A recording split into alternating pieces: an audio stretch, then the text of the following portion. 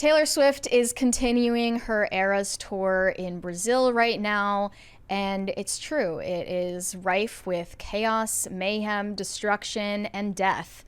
So, first off, let's just address the controversy around the Christ the Redeemer statue that kicked off this whole thing. The Swifties decided to project an image of welcome to Brazil for Taylor Swift when she came into the country, and they projected this t-shirt onto the statue, and a lot of people said that this is disrespectful to put this image on a religious icon. And in honor of a pop star of all people, it doesn't seem right. There's to a picture me. of it right there. And a lot of people are saying, this isn't disrespectful. They do this all the time, and showed examples of other times when images have been projected onto this statue. Thoughts? One was an advertisement for the Global Day of Action. This is common practice, apparently. I didn't know this. But what I want to say is the fact that it's common doesn't make it not disrespectful, right? Who approves something like this? I don't know. I guess the government. I don't know who can really say they own the statue other than the state. So I guess they approve this for commercial use. I don't think that it's okay. Andrina in the chat says, you think Jesus wouldn't be a Swiftie? ? Just like Helen Keller and... Well, with all the talk of Taylor Swift being a witch or the daughter of a Satanist or being the Antichrist, it's dubious to say the least. So I just wanted to address that controversy right off the bat. But in very sad news, a Swiftie died at one of her shows in Rio. And she made a statement about this that was kind of misleading after it happened, because if she makes a statement, it can have implications for her liability for a fan's death, as well as for the venue and the organizers and all of the people she employs. So the truth is, this fan, a 23-year-old girl named Anna, died related to heat stroke, heat exhaustion, heart failure, because there was this awful heat wave going on there at the time. She died in the middle of the concert, but she collapsed and was taken to a medical tent in the second song that she was performing. And this was Taylor Swift's statement after the fact. I can't believe I'm writing these words, but it's with a shattered heart that I say we lost a fan earlier tonight before my show. I can't even tell you how devastated I am by this. There's very little information I have other than the fact that she was so incredibly beautiful and far too young. This is very general and, of course, includes the statement that this happened before the show, which is not true. And another part of this that makes it even more egregious is Anna's family could not afford to transport her body back to her hometown from Rio. So fans had to crowdfund that for her. And they're saying, the venue, the organizers, and Taylor Swift especially should have taken responsibility for that cost, but they didn't due to potential legal troubles. Wonder what, maybe it's true that, could she have done this through a third party, a shell company, something to... Too late now. To Too late push now. off the liability. And there's also a clip that went viral where fans in the crowd were chanting for water because the venue banned the fans bringing in water bottles. So this says Taylor Swift helps fans chant water in order to get security and staff to bring water to fans who are suffering dehydration. And Anna, the girl who died, was not the only one receiving medical help at this concert. It seems like she might have made a better decision to postpone this altogether due to the heat wave, but didn't, just because Taylor Swift is an extremely hardworking person who probably doesn't want to make any excuses like that. Yeah. And there was also a video of her where she was visibly exhausted and turning red. It looked like she was about to faint on stage. Yeah. TMZ posted it. Taylor Swift gasps for air during sizzling hot concert in Brazil. She legit looked like she was about to collapse on stage. Kudos for the work ethic to keep going through that. But the fans are upset because she didn't address what really happened and made this misleading statement, hasn't seemed to take much accountability for what happened, although it makes sense because the next day she's probably in talks with lawyers all day about what to do. Yeah. She postponed the next concerts because of weather. It happened to rain, so she had an excuse. But it's a very sensitive situation, obviously. And the Swifties made the bizarre decision to do a fan demonstration at the next concert in support of the victim and her family. They wanted to basically stage a protest at the concert with a moment of silence for the victim and her family, holding up signs that say "Justice for Anna." And here's the statement that they made. In response to the silence of Tickets for Fun, the organizer, Taylor's team, and Taylor Swift herself, and in search of action on their part to provide a minimum of comfort and peace for Anna's family, we will be organizing ourselves for today's show after champagne problems. The moment we usually reserve to cheer Taylor be done and maintained as much silence as possible in memory of Anna and protest for the lack of positioning that unfortunately does not match the artist we always love. We know it's at the last minute and many fans are already moving to the stadium, but if possible, we also ask that signs with "Justice for Anna" are raised during this moment of silence. This is a horrible idea.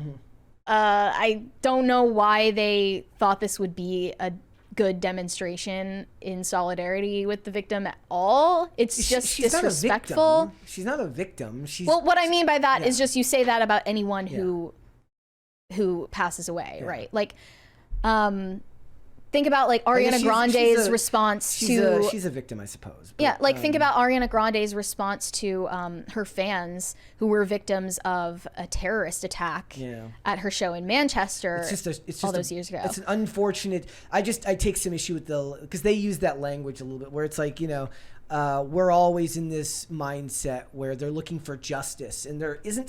Sometimes tragedies just happen. That's true. And there isn't always justice to be had. Yeah. So here's a breakdown of the situation. A fan died during the Eras tour in Brazil, and nobody from the concert organizers to Taylor herself properly acknowledged the issue. Her mother went on national television to ask for help because not even the expenses of taking her daughter's body home were covered. And the fans had to raise money on their own to help the family do this. I feel like they're learning a little bit because Taylor Swift gets this reputation as being so kind-hearted and this wholesome person, and it's totally not based in fact. What they're experiencing now is a first-hand look at the product that's being and the sold business side of this big show that she's putting on. Exactly. When things like this happen, the bottom line comes first, not the fans. And she doesn't have this personal relationship with her fans that they believe they have. It's a parasocial relationship. Brought to you by antidepressants and birth control and 21st century American and doomerism. toxoplasmosis. Yeah. So clearly this fan demonstration was really not well thought out, kind of insensitive, kind of stupid and pointless, and mostly virtue signaling. So this says, the fan project has been canceled as requested by Anna's family. They didn't want this to happen. I hope everyone is able to respect their wishes in this difficult time and truly hope that justice is served in their favor. And that does not mean a bunch of Swifties holding up signs.